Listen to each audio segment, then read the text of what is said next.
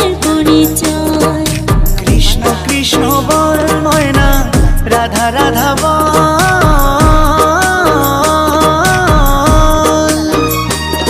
এই কলি যুগে কৃষ্ণ নাম পথেরই সম্বল, এই কলি যুগে কৃষ্ণ নাম পথেরই সম্বল।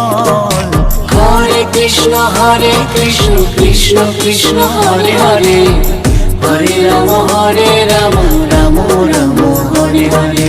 হরে কৃষ্ণ কৃষ্ণ কৃষ্ণ হরে হরে, হরে রাম রাম রাম হরে হরে।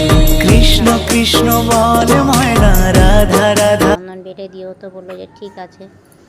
তো যেহেতু এখন কয়েকদিন তো এরকম করতে হবে, তো একজন একজন করে আমি কিন্তু গোপালদেরকে দিব, রেগুলার একজনকে দিব না, তাহলে সবারই একটু করে হয়ে যাবে। আর যেহেতু মঙ্গলবার ছিল, মঙ্গলচণ্ডী পুজো ছিল, তার জন্য কিন্তু ফুলেরও অনেক দাম ছিল, ফুল পাওয়া যাচ্ছিল না। তো এগুলো আমি গিয়েছিলাম, আর একটু পরে গেলে হয়তো পেতাম না। তো দেখো গোপালদেরকে মানে একজনকে আর বাদ বাকিগুলোকে কপালে ছুঁয়ে দিয়েছিলাম, সবার কপালেই দিয়ে দিয়েছি, মানে গোটা শরীরে মাখাইনি। আর এই একজন করেই মাখাবো, তো কালকে আবার হয়তো অন্যজনকে করব। তো একজন একজন করেই দিব। আর দেখতেই পাচ্ছ চন্দন মাখানো হয়ে গেল, তো একটা তুলসী দিয়ে দিলাম।